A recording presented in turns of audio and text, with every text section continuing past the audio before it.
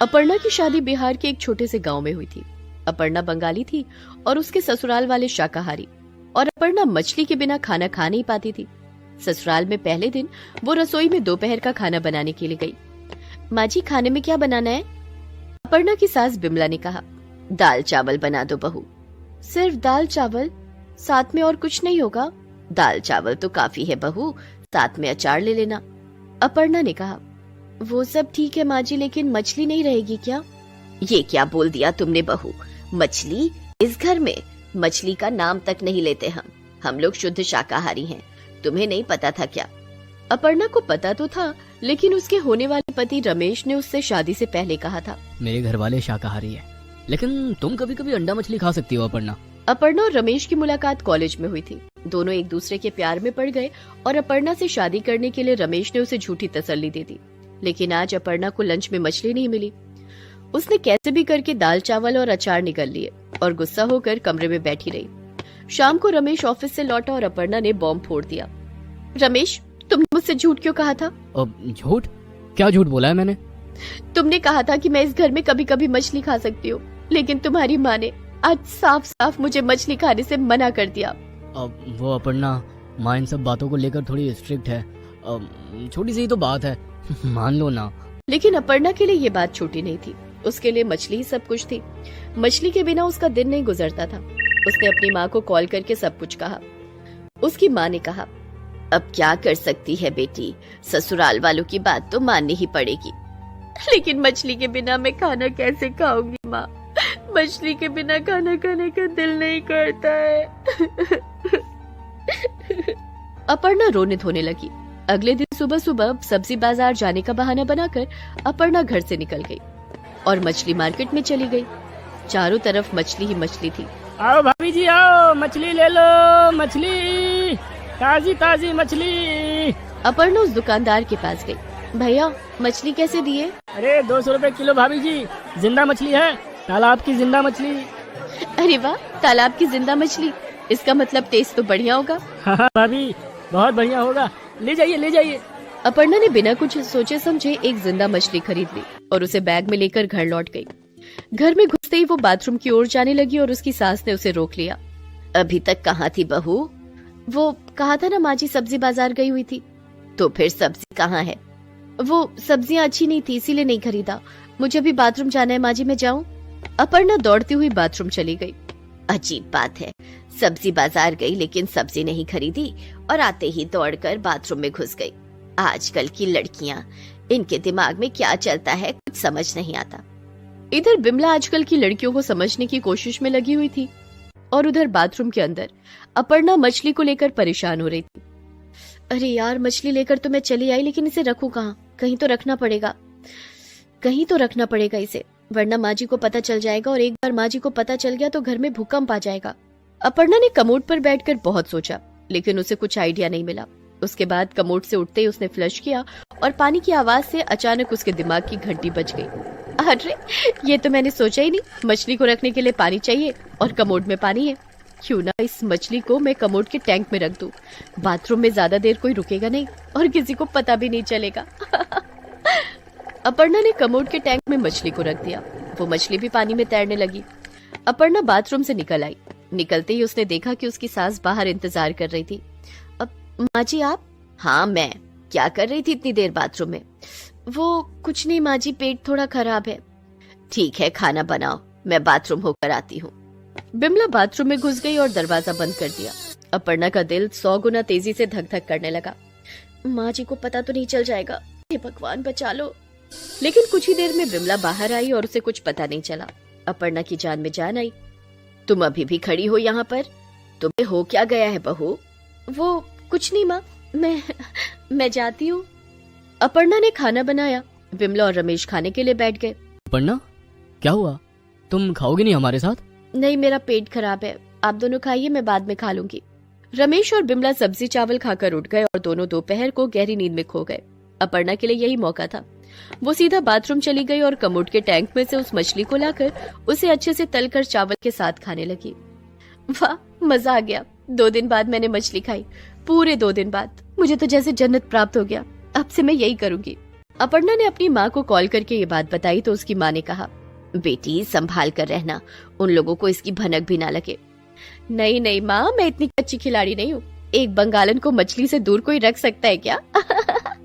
उसके बाद अपर्णा रोज सुबह बाजार जाने लगी और बाजार से मछली लाकर कमोड के टैंक में रख देने लगी और सुबह सभी के खाने के बाद मछली को तल कर खाने लगी।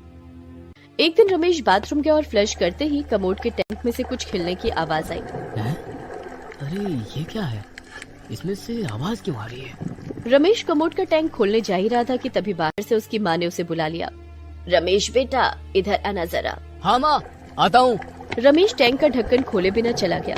उस दिन कमोड के टैंक के अंदर अपर्णा ने रोहू मछली रखी थी और उस दिन घर पर पनीर बन रहा था। पनीर अपर्णा को पसंद था। अपर्णा ने पनीर खा लिया और सोचा, मछली को रहने देती हूँ, कल खा लूंगी। लेकिन अगले दिन दोपहर को कमोड के टैंक का ढक्कन खोलते ही अपर्णा डर गई। उसने देखा उस रोहू मछली ने कुछ अंडे दिए हैं और उन अंडों में से छोटी मछलियों का जन्म हो चुका है। वो सारी छोटी छोटी मछलियाँ टैंक के अंदर तैर रही हैं। ये देखकर अपर्णा के होश उड़ गए। अरे बाप रे, अब मैं क्या करूं? इतने सारे बच्चों को रखूंगी कहाँ?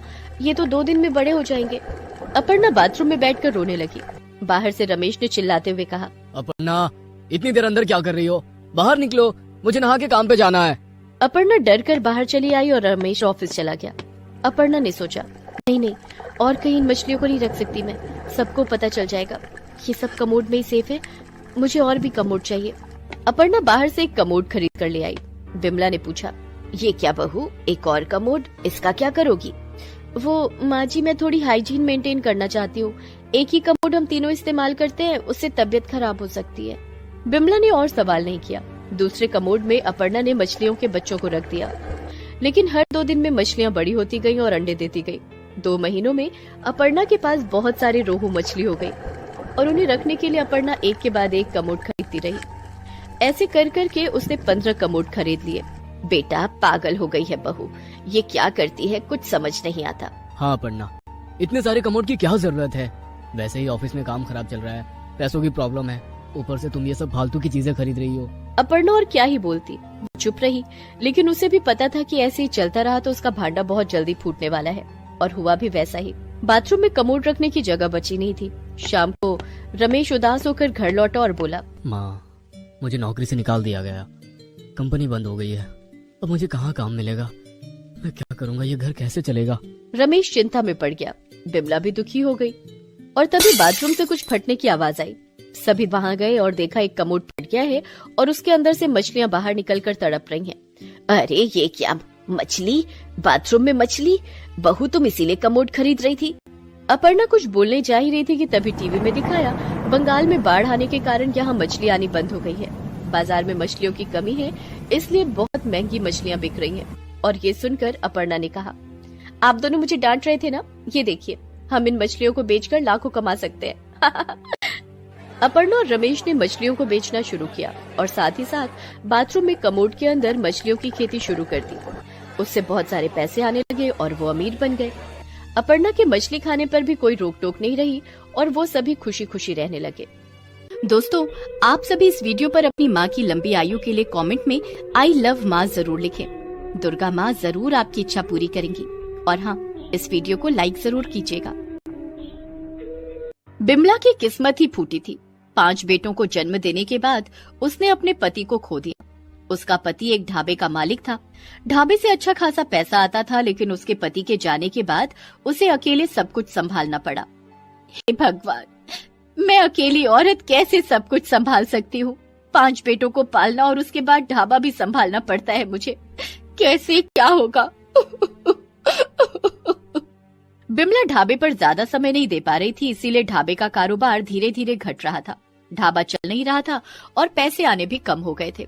बिमला गरीब हो गई थी, लेकिन धीरे धीरे उसके बेटे बड़े होने लगे और पढ़ाई के साथ साथ ढाबे का काम भी संभालने लगे और बिमला भी पूरा दिन ढाबे पर ही बिताने लगी। अब देखती हूँ कैसे लोग यहाँ खाने नहीं आते। चिंटू, बाहर बोर्ड लगा दे, क्रिसमस ऑफर, खाने के साथ एक केक फ्री।